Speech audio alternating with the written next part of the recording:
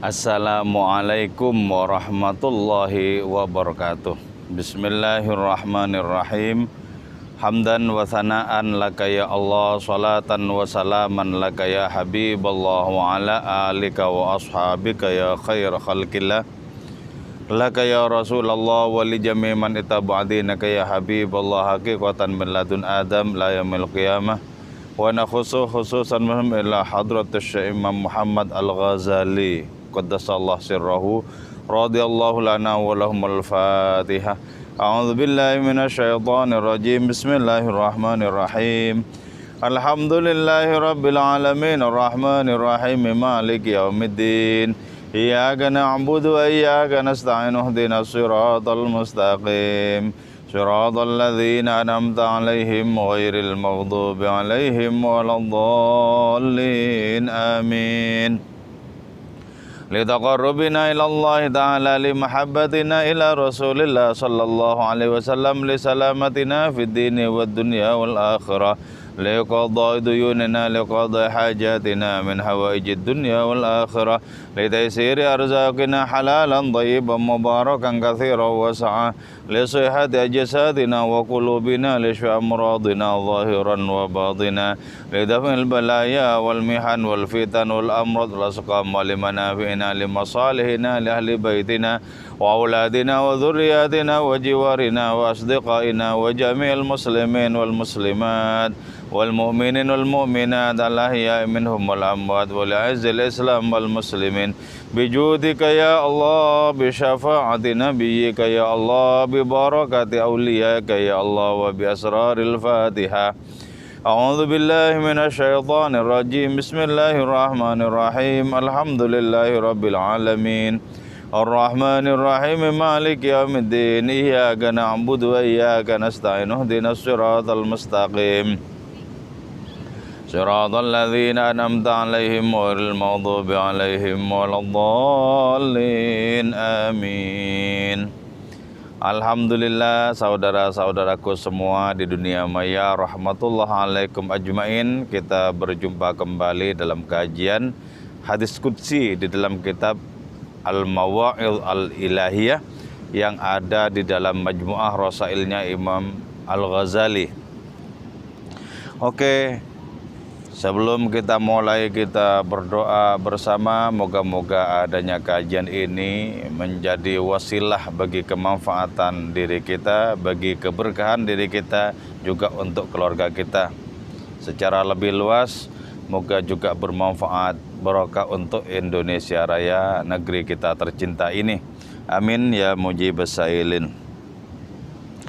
Bismillahirrahmanirrahim. Qala Allah Ta'ala, berfirman siapa Allah Subhanahu wa Ta'ala, wa man asbaha zinan 'ala dunya fa ka'annama asbaha sakhitan 'alayya.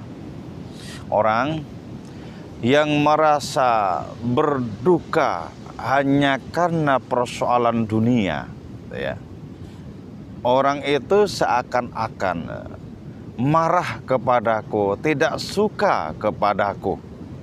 Itu firman Allah Ta'ala. Nah, kenapa ya orang yang merasa sedih karena persoalan duniawi lantas diidentikan dengan marah kepada Allah? Karena begini ya, perkara-perkara duniawi itu kan perkara rezeki, dan rezeki itu tentu saja yang menentukan itu adalah Allah Subhanahu wa Ta'ala. Jadi kita berikhtiar, kita berkasab, kita berusaha, itu sesungguhnya tidak bisa menentukan seberapa jumlah rezeki yang akan kita terima. Karena rezeki itu adalah sesuatu yang sudah rampung, bahkan jauh sebelum kita dilahirkan. Sudah ada jatahnya, ada jatahnya. Nah, kalau dengan jatah yang diberikan oleh hadiratnya itu kita kemudian merasa tidak terima karena merasa kurang banyak jatah untuk diri kita, itu sama saja dengan kita marah kepada Allah Subhanahu wa Ta'ala. Nah, karena itu agar kita tidak lancang terhadap hadiratnya, maka bagaimana kita bisa menikmati, diusahakan bisa menikmati rezeki yang dikirimkan oleh Allah kepada kita, seberapapun jumlah rezeki, seberapapun kadar rezeki itu diberikan kepada kita. Jadi sebenarnya kan kalau di sisi hakikat itu ya, dalam perspektif hakikat, rezeki banyak dan rezeki sedikit itu sama saja. Di mana letak kesamaannya? Yaitu tangan yang memberikan itu adalah tangan kemurahan Allah. Tangan yang memberikan adalah tangan kemurahan hadiratnya. Jadi karena itu ya, kita mendapatkan rezeki sedikit sekedarnya misalnya, itu jangan lihat jumlahnya, tapi siapa yang memberikan itu loh. Kalau kita lebih terpukau kepada siapa yang memberikan, tidak terutama terpukau dengan jumlah yang banyak, maka kita akan menikmati rezeki itu antara yang kita terima yang pas-pasan dengan yang diterima orang lain yang melimpah ruah, sama saja. Sama saja. Jadi karena itu kita mesti memandang tangan kemurahan Allah Ta'ala itu lebih gamblang dibandingkan dengan jumlah atau nominal rezeki yang diberikan kepada kita. Apalagi kalau kita menggunakan paradigma cinta. Paradigma cinta. Dalam paradigma cinta itu disebutkan bahwa cacian dari kekasih itu ya, itu sama menggembirakannya dibandingkan dengan adanya pujian dari kekasih itu juga sama. Kenapa? Asal usulnya sama-sama kekasih gitu loh. Bahkan cacian dari kekasih itu jauh lebih nikmat ketimbang pujian-pujian orang lain. Itu yang diungkapkan oleh Qais, orang yang termabuk-mabuk jatuh cinta kepada Laila. Beliau mengatakan, lemparan batu darimu wahai Laila jauh lebih kudambakan ketimbang senyuman 100 perempuan yang lain. Jauh lebih kudambakan ketimbang senyuman 100 perempuan yang lain. Kenapa? Karena walaupun caci maki itu datangnya dari Laila, dari sang kekasih, gitu loh. Jadi karena itu kalau kita memandang tangan kemurahan Allah Ta'ala lebih gamblang ketimbang nominal rezeki yang kita terima, maka sedikit dan banyak itu sama saja. Jadi karena itu janganlah kita merasa sumpek, merasa sedih hanya karena kita mendapatkan jumlah rezeki yang tidak seberapa. Jangan. Eman-eman ya. Allah Ta'ala berfirman, orang yang merasa sedih karena persoalan rezeki duniawi, itu seakan-akan orang itu murka, seakan-akan orang itu marah kepada Allah Subhanahu wa Ta'ala. Jadi kita dengan demikian berarti apa? Diajari untuk lebih terutama bercengkrama dengan Allah ketimbang dengan rezekinya. Tapi lihatlah kehidupan ya, lihatlah kehidupan yang luas ini ya. Betapa umat manusia itu lebih bercengkrama dengan rezeki materi yang datangnya dari Allah Ta'ala dibandingkan dengan Allah Ta'ala itu sendiri. Lebih cocok dengan adanya pemberian ketimbang pemberinya. Nah, itu persoalan rohani loh sebenarnya. Karena itu kalau orang lebih gamblang menyaksikan tangan kemurahan Allah, maka orang itu akan senantiasa bergembira seberapapun jumlah rezeki yang dikirimkan oleh hadirnya untuk orang itu. Oke. Wa man ishtaka ala musibatin faqad syakani. Orang yang mengeluh, orang yang mengadu karena musibah yang menimpanya, sungguh orang itu mengadu kepadaku. Karena begini ya, musibah itu diterima oleh seseorang itu murni atas nama kehendak Allah Subhanahu wa taala. Jadi kalau Allah taala mengirim suatu musibah kepada seseorang, itu sesungguhnya Allah taala ingin mendengarkan keluh kesah orang itu kepada hadiratnya. Jadi karena itu musibah bisa jadi merupakan jalan rohani yang lempang kepada Allah Subhanahu wa taala. Jadi karena itu musibah itu hakikatnya sesungguhnya tak lain adalah kenikmatan. Tak lain adalah kenikmatan. Jadi karena itu tetap berbaik sangkalah kepada Allah taala walaupun yang kita terima itu adalah musibah. Sebab tidak ada satupun musibah yang di dalamnya tidak terkandung kasih sayang Allah Subhanahu wa taala. Jadi dalam musibah itu terkandung kasih sayangnya.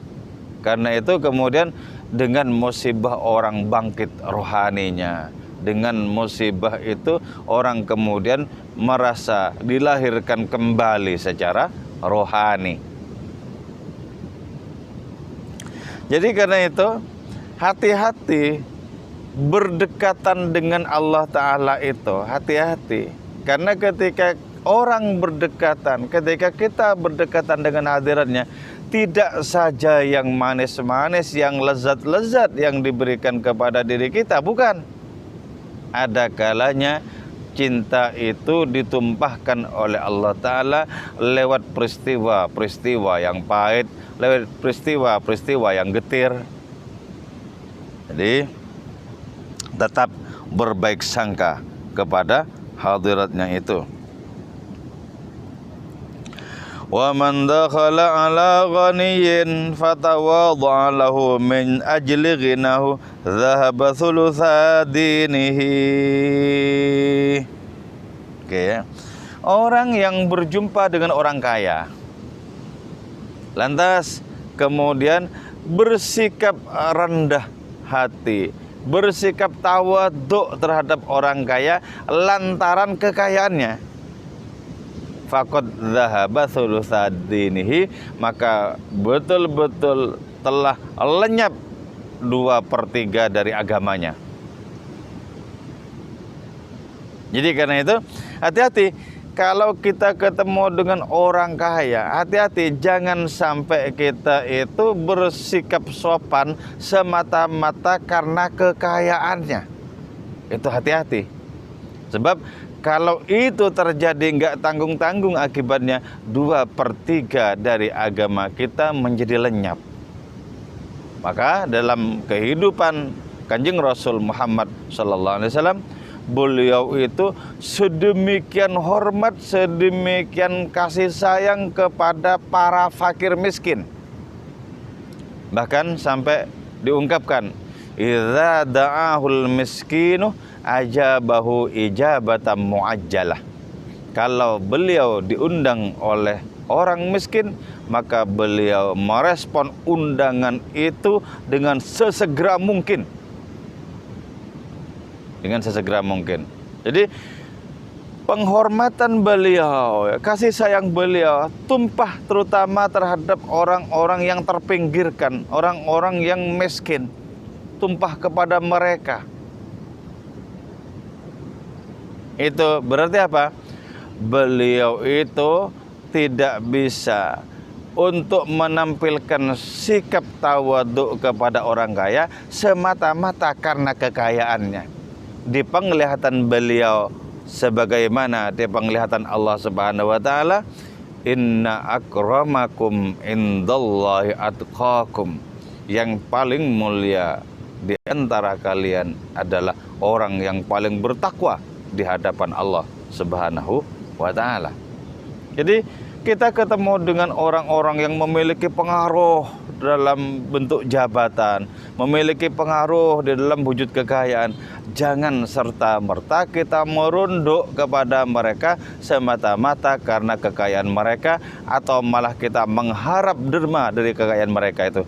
Jangan sampai, itu berbahaya untuk kualitas rohani diri kita. Jangan sampai seperti itu berbahaya. Jadi Islam itu mengajarkan kepada kita bagaimana kita ta'zim kepada cermin-cermin ilahi. Bagaimana kita ta'zim kepada tajalli rohani ilahi. Jadi kalau kita menghormati Nabi, kalau kita menghormati para wali, para sufi, itu semata-mata karena pada diri mereka memantul adanya akhlak, adanya sifat, adanya af'al Allah Subhanahu wa ta'ala. Nah, itu ta'zim yang benar. Ta'zim kepada orang yang kaya, tapi bukan karena kekayaan, namun lantaran kesalehan orang kaya itu boleh sekali kalau itu. Boleh. Karena banyak di antara para wali itu yang kaya raya, termasuk Ibnu Arabi sendiri itu kaya raya. Syekh Abdul Hasan Asy-Syadzili kaya raya. Tapi kita takzim kepada mereka bukan karena kekayaannya, tapi karena taqarrub mereka, kedekatan mereka dengan Allah Subhanahu wa ta'ala. Itu enggak apa-apa. Jadi hati-hati, dijaga batin kita agar tidak merunduk kepada seseorang hanya karena mengharapkan kekayaannya itu. Hati-hati. Wa man latama wajahu ala mayyitin fakannama akhadha rumhan yuqatiluni bihi. Orang yang menampar mukanya karena merasa bersedih berhadapan dari familinya yang meninggal, atau kekasihnya yang meninggal, atau keluarganya yang meninggal. Nah, itu sama saja orang itu mengambil tombak untuk memerangi aku, firman Allah Ta'ala. Nah, kenapa diibaratkan seperti orang yang mengambil tombak untuk memerangi Allah Subhanahu wa ta'ala? Nah, bukankah sesungguhnya kematian itu adalah suratan takdirnya? Kok sampai kemudian karena tidak menerima menampar-nampar wajahnya sendiri? Tidak menerima terus menampar-nampar wajahnya sendiri. Nah, itu kan sesungguhnya merupakan malapetaka rohani itu. Itu merupakan malapetaka rohani. Jadi karena itu kita mesti berdamai dengan Allah Subhanahu wa ta'ala. Itu kita mesti berdamai. Ini mengambil posisi yang begini, coba. Posisi yang tidak kena sentrongan langsung sinar matahari, ya. Oke, sip. Jadi karena itu ya, adanya musibah itu mesti kita terima dengan lapang dada, sebagaimana adanya karunia yang didatangkan kepada diri kita. Mesti kita terima dengan senang hati. Kalaupun tidak dengan senang hati, ya dengan kesabaran. Dengan kesabaran. Jadi itu ya adab kita, tata krama kita bergaul dengan takdir-takdir Allah, bergaul dengan kehendaknya. Jangan sampai kita mutung, kita muring-muring, apalagi kita mencaci maki realitas takdir ilahi itu. Bahkan sebaliknya, berkompromilah dengan takdir ilahi itu. Karena bagaimanapun ketentuan Allah Subhanahu wa ta'ala itu yang terindah untuk kita nikmati. Wa man kasara udan ala qabrin fakannahu hadama baba ka'bati biyadihi. Orang yang memenggal kayu, memotong pepohonan di atas kuburan, itu seakan-akan orang itu menghancurkan pintu Ka'bahku dengan tangannya. Apa ini maksudnya ya? Ya. Nah, pepohonan di atas kuburan itu sesungguhnya merupakan sarana bagi datangnya rahmat kepada orang di dalam kubur itu. Pada suatu saat Kanjeng Rasul Muhammad Sallallahu Alaihi Wasallam berjumpa dengan kuburan yang baru. Maksudnya orang yang dikebumikan di situ baru saja meninggal. Beliau kemudian menancapkan batang pohon dan bersabda, selama batang pohon ini masih hidup, maka selama itu pula rahmat Allah Ta'ala akan diberikan kepada penghuni kubur itu. Selama itu pula. Jadi berarti apa? Mematahkan pohon-pohon, memecah pohon-pohon di atas kuburan, itu sama saja dengan merusak pintu Ka'bah Allah Subhanahu wa Ta'ala. Sebab apa? Sebab mematahkan, merusak pohon-pohon di kuburan itu berarti menghalang-halangi rahmat Allah Ta'ala untuk para penghuni kubur itu. Sementara para penghuni kubur itu sudah tidak memiliki kemungkinan untuk menambah nilai-nilai dari amal kebaikannya. Itu sudah tidak ada kesempatan lagi. Mal mayyitu fi qabrihi illa kal ghariqil mutaghawwis. Itu kata Abu Bakar Siddiq. Tidaklah seorang mayit di kuburnya itu ada kecuali seperti orang tenggelam di lautan yang membutuhkan pertolongan. Yang membutuhkan pertolongan. Nah, karena itu begini ya. Amal bagi diri kita, setiap kita ketemu dengan pekuburan, kita mengucap salam. Assalamualaikum warahmatullahi wabarakatuh. Lantas bacalah kalimat-kalimat yang baik ya, zikir-zikir atau salawat. Dan kita niatkan, kita hadiahkan pahalanya itu untuk orang-orang di kuburan itu. Nah, itu betapa sangat menggembirakan mereka ya.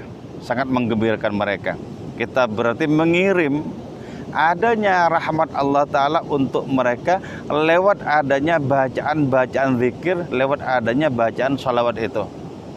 Bahkan begini ya, kita misalnya ingat teman-teman yang sudah terlebih dahulu menghadap kepada Allah Subhanahu wa Ta'ala.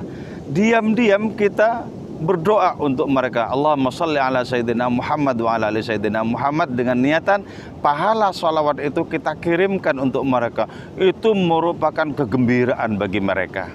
Jadi kita mungkin tidak bisa ya untuk ziarah kepada masing-masing teman.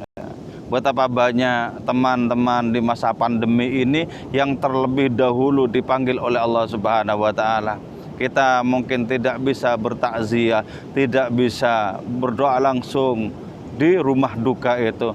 Maka dari manapun kita memiliki kemungkinan untuk mengirimkan adanya bacaan-bacaan zikir itu, pahalanya dihadiahkan untuk mereka. Nah, itu amal yang sangat bagus ya. Ringan tapi memiliki nilai yang sangat terpuji gitu loh. Sangat terpuji. Jadi apa yang kita ungkapkan di Facebook itu tentang kita lahul fatihah atau lahul fatihah, itu hanya merupakan bagian di permukaan itu. Jadi selebihnya kita berjibaku untuk mengirim doa-doa bagi mereka, mengirim dan menghadiahkan pahala untuk mereka. Itu merupakan tindakan yang sangat terpuji. Apalagi itu kita lakukan di kesunyian batin kita, di mana hanya Allah yang menjadi saksi bagi adanya perbuatan baik kita seperti itu. Ya. Alhamdulillahi Rabbil Alamin. Jadi kalau saya mempraktekannya itu begini ya. Saya sholat fardu atau sholat sunat, saya zikiran, saya bersalawat itu sudah dari dulu saya niatkan pahalanya itu dihadiahkan untuk Kanjeng Rasul dan kepada siapapun yang mengikuti jejak-jejak rohani beliau.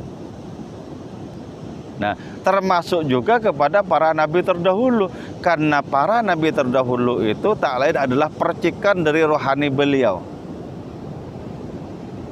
Fa innahu syamsu fadlin hum kawakibuha yuzhirna anwaraha linnasi fil zulami. Jadi gitu ya. Jadi saya niatkan seluruh kebaikan-kebaikan yang mungkin saya kerjakan, saya niatkan dihadiahkan untuk Rasulullah dan siapapun yang mengikuti beliau dari awal mula sampai nanti menjelang hari kiamat. Saya niatkan seperti itu. Jadi dengan demikian kita beramal beramal seluas mungkin. Karena kalau kita mau bersedekah kepada semua orang, itu sangat sulit bersedekah materi itu. Nah, karena itu kita niatkan untuk dihadiahkan. Kenapa kita niatkan untuk hadiahkan? Kok tidak mensedekahkan? Karena hadiah itu memiliki pengertian sebagai adanya penghormatan terhadap mereka. Jadi anggaplah rohani mereka itu merupakan sebuah karunia yang sangat besar dengan adanya keimanan, dan kita menghadiahkan kepada mereka karena mereka oleh Allah Subhanahu wa taala sudah dijadikan orang-orang beriman, orang-orang yang mengerjakan kebaikan. Jadi seberapapun kadar kebaikan dan keimanan mereka itu perlu kita hargai. Karena itu merupakan karunia dari Allah Subhanahu wa taala itu. Itu merupakan karunia ya. Wa man lam yubali min ayyi babin ya'kul ma yubali min ayyi babin yudkhiluhu Allah ta'ala jahannam. Orang yang tidak peduli makannya itu makan barang haram atau barang yang buruk lainnya, orang yang tidak peduli dengan adanya kualitas rezeki itu di dalam konteks kehalalan. Jadi yang penting makan begitu saja, yang penting mendapatkan rezeki gitu saja. Jadi tidak peduli apakah itu rezeki didapatkan dengan cara yang benar atau tidak, itu tidak peduli. Nah, Allah Ta'ala juga tidak peduli memasukkan orang itu ke pintu jahanam lewat pintu manapun, itu loh. Jadi kalau orang itu sudah tidak urus dengan perkara benarnya mendapatkan rezeki, maka Allah Ta'ala tidak urus lewat pintu yang mana dari neraka jahanam orang itu memasukinya. Jadi berarti ini sangat urgen loh. Perkara rezeki itu sangat urgen. Jangan sampai kita terperosok kepada rezeki yang syubhat, apalagi rezeki yang haram. Jangan sampai. Itu akan bermasalah bagi kemajuan rohani diri kita, akan bermasalah. Karena itu Allah Ta'ala berfirman ya, ij'al batnaka kabutunis salihin aj'al qalbaka kakulubihim. Jadikanlah perutmu itu sebagaimana perutnya orang soleh. Perutnya orang soleh itu hanya diisi dengan rezeki yang halal dan hanya diisi untuk semata-mata ketaatan. Jadi sama sekali bukan karena selera nafsu makan, itu bukan. Jadi diisi dengan makanan dan minuman yang halal dan orientasinya itu adalah ketaatan kepada Tuhan. Nah, kalau seperti itu cara kita makan, maka aj'al qalbaka kakulubihim, aku akan jadikan hatimu seperti hati orang-orang soleh itu. Dan perlu kita ketahui, orang-orang soleh di sini tidak hanya orang-orang beriman pada kebanyakan itu. Wa Zakaria wa Yahya wa Isa wa Ilyas kullum minas salihin. Jadi para nabi itu oleh Allah Ta'ala disebut sebagai orang-orang soleh. Para nabi. Kalau para nabi disebut sebagai orang soleh, para wali ya pasti orang soleh. Itulah. Jadi hati kita dijadikan seperti hati mereka kalau cara makan kita sebagaimana cara makan orang-orang soleh itu. Nah ini ya, Jadi betapa pentingnya kita itu mengkonsumsi apa saja, pastikan kehalalannya. Tidak saja kehalalan pada zat makanan itu sendiri, tapi bagaimana makanan minuman itu diperoleh juga dengan cara yang halal. Dan diniatkan semata-mata untuk menambah tenaga bagi kepatuhan kita terhadap hadiratnya. Nanti hati kita dikelola oleh Allah Subhanahu wa taala sebagaimana Allah mengelola hati orang-orang yang saleh di kalangan hamba-hambanya itu. Oke, ini mau'izah yang kedua, ternyata masih belum rampung. Insyaallah dilanjutkan besok pagi. Ini diambil dari kitab Al-Mawa'il Al-Ilahiyah fil Ahadits Al-Qudsiyah yang dihimpun oleh Imam Ghazali dalam kitab Majmu'ah Rasailnya. Oke, moga-moga kajian kita ini bermanfaat bagi diri kita, juga barokah untuk diri kita dan keluarga kita. Moga-moga generasi setelah generasi kita adalah orang-orang yang senantiasa mencontoh, menauladani keluhuran akhlak Kanjeng Rasul Muhammad sallallahu alaihi wasallam. Wal afu minkum. Wassalamualaikum warahmatullahi wabarakatuh.